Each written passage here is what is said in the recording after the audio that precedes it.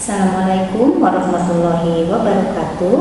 Selamat pagi, salam sejahtera untuk kita semua. Perkenalkan, nama saya Asri Afilia Rohman. Saya salah satu dosen pada program studi keperawatan Fakultas Ilmu Kesehatan Universitas Garut. Perkenankan saya untuk menjelaskan salah satu mata kuliah yang saya ampu, yaitu mata kuliah keperawatan menjelang ajal dan paliatif dengan metode DIA atau Delivery Interaction and Assessment. Video ini saya buat untuk memenuhi salah satu prasyarat kualifikasi sertifikasi dosen tahun 2024, yaitu pernyataan diri dosen dalam unjuk kerja Tridharma Perguruan Tinggi atau disingkat dengan PDD UKTPT untuk aspek pengajaran. Selanjutnya, saya akan menjelaskan deskripsi umum mata kuliah keperawatan menjelang ajal dan paliatif. Mata kuliah keperawatan menjelang ajal dan paliatif merupakan mata kuliah wajib mahasiswa semester 5 pada program studi keperawatan dengan bobot 2 SKS.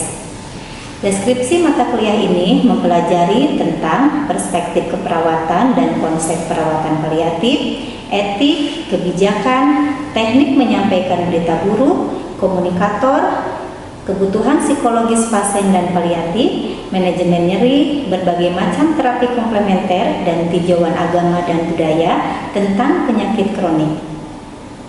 Untuk capaian perkuliahan mata kuliah atau CPMK pada akhir perkuliahan, 1. Mahasiswa mampu menganalisis konseptual model dan middle rank teori. Mahasiswa mampu menganalisis praktek keperawatan dengan prinsip etik dan peka budaya sesuai dengan Kode Etik Perawat Indonesia. 3. Mahasiswa mampu komunikasi terapeutik dengan klien dan memberikan informasi yang akurat kepada klien dan keluarga untuk mendapat persetujuan asuhan keperawatan. 5. Mahasiswa mampu melakukan asuhan keperawatan pada pasien paliatif dengan lengkap dan berkesinambungan yang menjamin keselamatan pasien sesuai standar asuhan keperawatan. 6. Mahasiswa mampu menyusun dan dapat mengimplementasikan perencanaan asuhan keperawatan sesuai standar asuhan keperawatan, kode etik yang peka budaya, menghargai keragaman etnik, agama, faktor lain dari klien, keluarga, dan masyarakat. 7. Mahasiswa mampu melakukan terapi komplementer pada pasien paliatif. Melalui mata kuliah ini, mahasiswa akan mempelajari perspektif keperawatan, konsep perawatan paliatif, etik dalam perawatan paliatif, kebijakan nasional terkait perawatan paliatif, teknik menyampaikan berita buruk, patofisiologi berbagai penyakit kronik, patofisiologi penyakit terminal, pengkajian fisik dan psikologis, tinjauan agama tentang perawatan paliatif, tinjauan sosial dan budaya tentang perawatan paliatif, asuhan keperawatan pada pasien terminal illness, manajemen nyeri, dan terapi komplementer. Mata kuliah ini dilaksanakan secara hybrid, secara tatap muka dan daring di Zoom meeting, lalu melalui ruang perkuliahan dan laboratorium keperawatan secara sinkronus dan asinkronus dengan menggunakan metode pembelajaran aktif dengan mengutamakan keaktifan mahasiswa dalam proses pembelajaran, yaitu student center learning, diskusi kelompok, problem based learning melalui e-learning management system, Google Classroom, dan Zoom meeting. Capaian pembelajaran lulusan prodi atau CPL pada mata kuliah ini adalah 1. Mampu melaksanakan praktek keperawatan dengan prinsip etik peka budaya sesuai dengan Kode Etik Perawat Indonesia, menguasai teori keperawatan, menguasai teknik, prinsip, dan prosedur pelaksanaan asuhan keperawatan klien, menguasai konsep teoritis komunikasi terapeutik, menguasai konsep teoritis, prinsip, dan teknik penyuluhan kesehatan sebagai upaya dari pencegahan penularan penyakit pada level primer, sekunder, dan tersier. 6. Memiliki kompetensi kerja yang setara dengan standar kompetensi kerja profesinya. 7. Membuat keputusan yang independen dalam menjalankan pekerjaan berdasarkan pemikiran logis. 8. Melakukan evaluasi terhadap hasil kerja dan keputusan yang dibuat dalam melaksanakan pekerjaan oleh dirinya sendiri dan teman sejawat. 9. Mampu memberikan asuhan keperawatan yang lengkap, berkesinambungan, yang menjamin keselamatan pasien sesuai standar asuhan keperawatan. 10. Mampu memberikan asuhan keperawatan pada area spesialisasi, yaitu medikal bedah, keperawatan anak, keperawatan maternitas, keperawatan jiwa, keperawatan komunitas, dan keperawatan keluarga. Pembelajaran ini dilakukan selama 14 pekan pertemuan, di mana 7 pekan pertemuan dilanjutkan dengan ujian tengah semester atau UTS, dan 7 pertemuan diakhiri dengan ujian akhir semester atau UAS. Untuk evaluasi hasil pembelajaran bentuknya dapat berupa post-test, kuis, diskusi kelompok, UTS, dan UAS. Untuk penilaian dilakukan berdasarkan pada rubrik penilaian, diskusi kelompok, presentasi, UTS, dan UAS. Demikian informasi yang dapat saya sampaikan mengenai mata kuliah keperawatan ajal dan paliatif untuk program studi keperawatan. Berikut saya sampaikan video pembelajaran mata kuliah keperawatan menjelang ajal dan paliatif secara tatap muka. Bismillahirrahmanirrahim. Assalamualaikum warahmatullahi wabarakatuh. Waalaikumsalam warahmatullahi wabarakatuh. Apa kabar hari ini? Alhamdulillah baik. Sehat ya semuanya? Sehat. Oke ya, pada siang hari ini ya kita akan melanjutkan mata kuliah kita, yaitu keperawatan ajal dan paliatif ya. Nah, sebelum kita memulai pembelajaran kita pada siang hari ini, marilah kita membacakan basmalah bersama-sama ya. Bismillahirrahmanirrahim. Baik ya, jadi minggu ini kita masuk di pertemuan ke-13 ya. Tidak terasa di pertemuan ke-13, nanti sebentar lagi kita akan melaksanakan apa? UAS ya, atau ujian akhir semester. Oke ya, sesuai dengan kontrak belajar kita yang sudah kita sepakati bahwa di pertemuan ke-13 ini kita akan mempelajari tentang apa? Oke ya. Nah, ada yang tahu nyeri itu apa? Nah, ini sudah pernah disampaikan ya di mata kuliah sebelumnya ya. Di KDM. Nah, apa nyeri itu? Ada yang tahu? Oke, silahkan Bunga ya. Nyeri adalah pengalaman sensori dan emosional yang tidak menyenangkan akibat kerusakan jaringan. Oke, nyeri itu adalah apa tadi? Pengalaman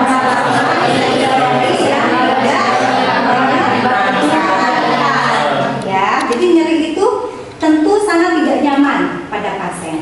Ya, jadi bagaimana caranya kita sebagai perawat untuk mengatasi nyeri pada pasien? Oke, ya. Nah, ada yang ingat jenis nyeri itu ada berapa?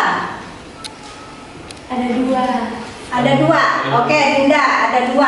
Apa saja? Yang pertama apa? Ada izin menjawab Ibu. Ya, Yang pertama ada nyeri akut, di mana nyeri akut itu disebabkan oleh cedera atau medis tertentu, di mana sifatnya tiba-tiba dan sementara.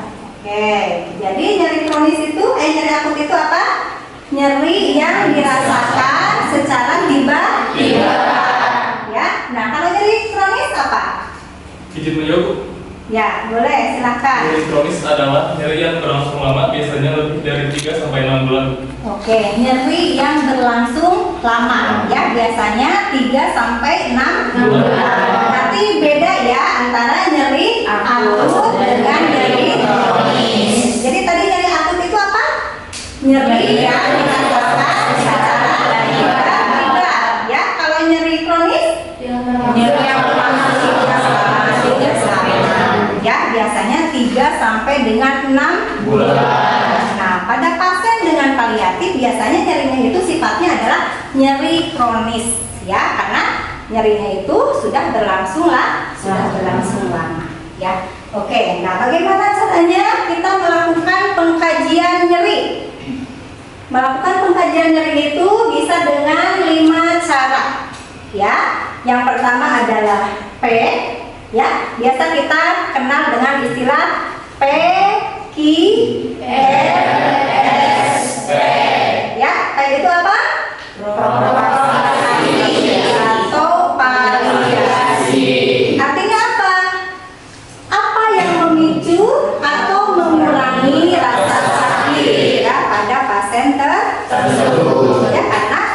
pasien itu tentunya mempunyai variasi, ya. Nyerinya itu mempunyai variasi. Tidak semua pasien sama nyerinya, ya. Jadi kita harus melakukan pengkajian terlebih dahulu, ya. Karena pengkajian itu apa? Pengkajian itu adalah mengumpulkan informasi tentang pasien, ya.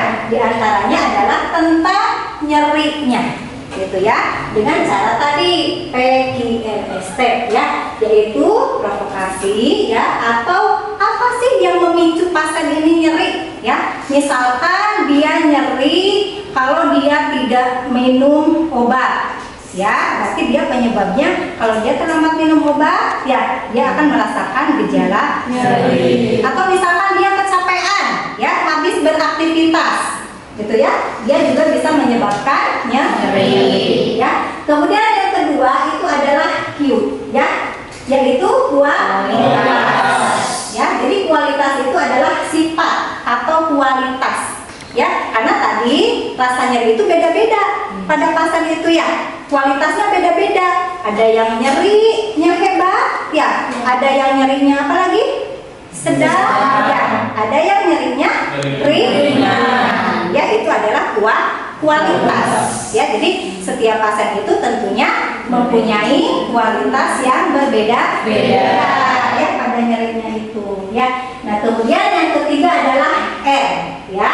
R itu adalah wilayah atau lokasi di mana nyerinya, ya. Misalkan pada pasien dengan gagal jantung biasanya dia nyerinya pada bagian apa? Dada, ya, atau adanya angina pectoris, ya, ada nyeri dada yang secara tiba-tiba.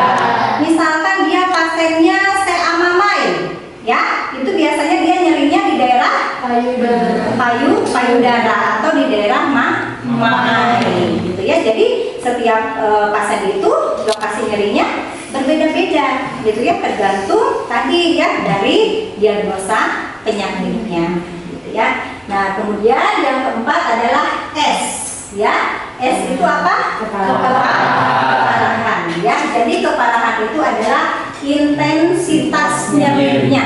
Nah, intensitas itu seperti apa?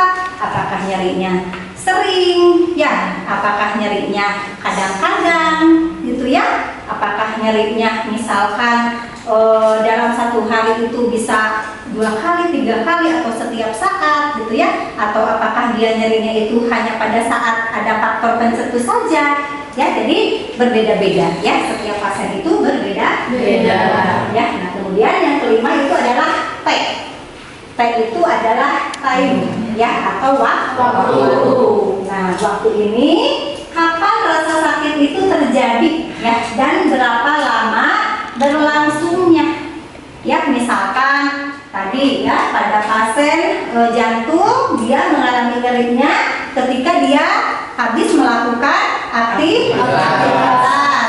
Misalkan pada pasien dengan gagal ginjal yang dilakukan hemodialisa, dia merasakan nyerinya ketika setelah dilakukan tindakan HD, ya, atau hemodialisa. Hemodialisa itu kan menyebabkan sakit, ya, kepada pasien, gitu ya. Jadi dia merasa sakit ketika setelah dilakukan hemodialisa.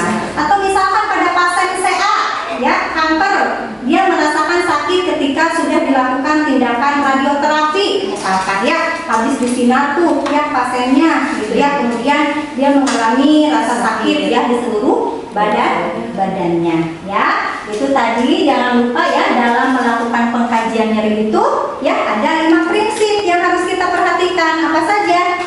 Provokasi, kualitas, wilayah, keparahan, dan waktu.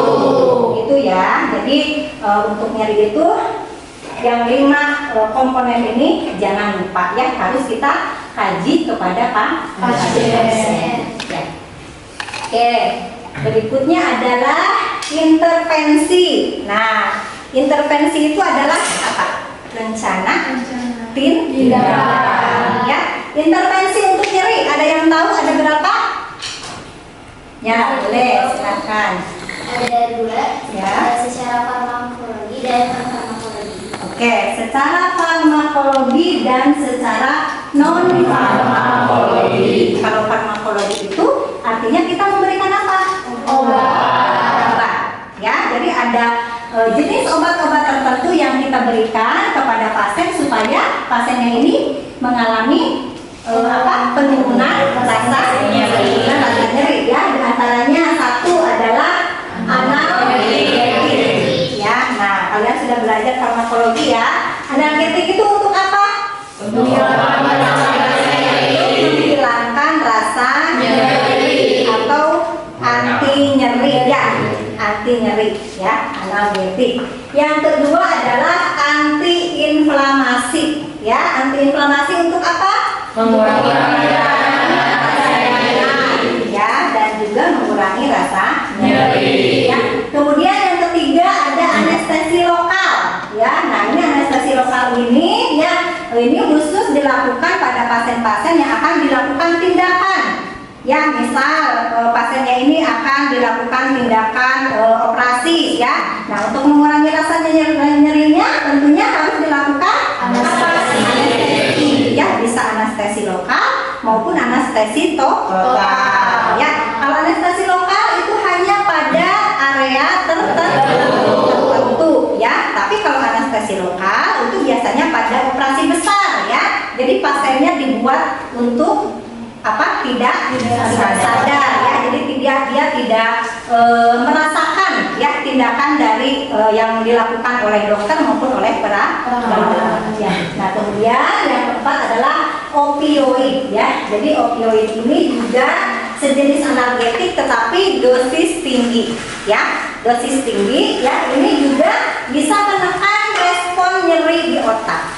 Ya, kalau tadi analgetik biasa itu kan sejenis paracetamol ya. Kemudian apa lagi? Ibuprofen ya. Kalau analgetik yang biasa. Tapi kalau opioid itu ya, ini dia dosisnya lebih tinggi lagi ya. Itu untuk terapi farmakologi. Nah, tadi disebutkan ya bahwa ada terapi non farmakologi. Nah, terapi non farmakologi ini bisa kita lakukan secara mandiri sebagai seorang perawat. Ya, oke, apa saja yang termasuk ke dalam intervensi non farmakologi? Yang pertama adalah kompres dingin. Ya, kompres dingin. Kemudian ada pijat ya atau masas ya. Kemudian ada relaksasi dan ada distraksi. Nah, yang pertama dulu nih, kompres dingin ya. Jadi kompres dingin ini bisa mengurangi peradangan dan nyeri. Ini biasanya diberikannya di mana? Di daerah-daerah yang memang cedera. Dia mengalami nyeri. Ya, tapi kita lihat dulu ya, apakah dia ada luka? Ya, kalau ada luka ya, itu tidak boleh dilakukan di daerah yang ada lukanya. Ya, jadi kita harus lihat dulu nih sebelum kita melakukan intervensi kompres dingin. Ya. Kemudian yang kedua adalah pijat atau masas. Ya, coba kalian kalau sakit kepala kemudian dimasas, enak nggak? Enak. Ya, karena itu akan merangsang saraf. Ya, jadi akan mengurangi juga rasa nyeri ya, merelaksasikan otot ya, dan mengurangi ketegangan ya. Kemudian yang ketiga adalah relaksasi ya. Relaksasi itu mengatasi nyeri juga ya. Di antaranya adalah dengan teknik meditasi gitu ya. Jadi teknik relaksasi itu sebenarnya banyak macamnya ya. Ada teknik mendengarkan musik, kemudian teknik guided imagery ya, atau membayangkan yang indah-indah ya. Itu juga termasuk ke dalam teknik relaksasi ya, nafas dalam ya. Itu jadi banyak ya tindakan-tindakan keperawatan yang kita bisa implementasikan kepada pasien untuk mengurangi rasa nyeri ya. Kemudian yang terakhir adalah distraksi ya. Distraksi itu adalah mengalihkan perhatian dari nyeri gitu ya. Misalkan pada pasien anak-anak ya, karena pasien paliatif itu kan bukan hanya pada orang dewasa ya, tetapi juga pada pasien anak-anak. Sekarang kan banyak anak-anak yang sudah mengalami gagal ginjal ya. Anak-anak anak yang mengalami kanker ya, Iya. dan gejalanya sama, dia merasakan nyeri ya. Nah ini teknik distraksinya tentunya kita harus menyesuaikan dengan usia pasien ya. Misalkan pada anak-anak apa tuh teknik distraksinya? Dengan mengajak bermain yang edukatif ya, mengalihkan perhatiannya ya, mengajak bermain, memperlihatkan apa? Video ya, audio visual, kemudian bercerita gitu ya. Jadi dalam melaksanakan intervensi non farmakologi ini kita harus melihat juga usia dari pasiennya ya. Oke. Nah, berikutnya ya, evaluasi dari tindakan keperawatan. Yang pertama adalah ukur intensitas nyerinya. Tadi ya, kalian sudah sampaikan bahwa nyeri itu ada nyeri berat, nyeri sedang, dan ada nyeri ringan. Ya, jadi kita harus kategorikan nih si pasiennya ini ada di kategori nyeri yang mana. Ya, kemudian tentunya kita harus dokumentasikan ya. Dalam setiap kita melakukan tindakan keperawatan, yang sangat penting juga adalah mendokumentasi. Ya, kemudian yang kedua adalah mengobservasi tanda-tanda vital. Karena kalau pasiennya dia sedang mengalami nyeri, biasanya terjadi peningkatan tekanan darah. Kemudian pernapasan juga meningkat. Ya, kemudian nadi juga meningkat. Ya, nah, selanjutnya adalah evaluasi coping ya. Jadi pasien dengan perawatan paliatif atau pasien dengan penyakit paliatif itu ya biasanya copingnya beda-beda ya. Ada yang memang dia copingnya menerima ya, ada juga copingnya yang memang dia menolak gitu ya. Jadi ada yang adaptif dan ada yang maladaptif ya. Nah itu ya dari materi yang Ibu sampaikan ya. Oke, tentang manajemen nyeri ini ada yang ingin bertanya? Ya, boleh. Ya, silakan. Selain nyeri, gejala apa saja yang dirasakan oleh pasien paliatif? Oke, bagus sekali pertanyaannya ya. Karena tadi yang kita bahas itu tentang nyeri saja. Padahal pasien dengan paliatif itu bukan hanya sekedar merasakan nyeri, tapi ada juga pasien yang mengalami mual, mengalami muntah, ya, kemudian dia mengalami kelelahan, dia mengalami sesak nafas. Ya, contohnya pada pasien apa nih dia mengalami mual dan muntah? Contohnya pada pasien yang dilakukan kemoterapi, ya. Jadi efek dari obat tersebut itu mengakibatkan si pasiennya ini mengalami mual, ya, mengalami muntah yang hebat. Kemudian dia mengalami penurunan nafsu makan. Ya, kemudian juga dia mengalami kelelahan. Ya, pada pasien hemodialisa contohnya ya, karena misalkan dia setiap seminggu 3 kali harus dilakukan hemodialisa. Ya, bisa dibayangkan ya, dia lelah gitu ya. Setiap hari harus keluar masuk rumah sakit. Ya, kalau dia kreatinin urinnya mengalami kenaikan lagi, dia mengalami kelelahan. Gitu ya, bagus sekali pertanyaannya ya. Oke ya, saya kira untuk pembelajaran kita hari ini cukup ya. Kita akan bertemu lagi di minggu yang akan datang ya. Baik ya, kita akan akhiri pertemuan kita pada siang hari ini dengan membacakan hamdalah bersama-sama ya. Alhamdulillahirobbilalamin. Oke, demikian ya, terima kasih atas kerjasamanya ya. Hari ini ya saya tutup, wabillahi taufiq wal hidayah. Wassalamualaikum warahmatullahi wabarakatuh. Waalaikumsalam.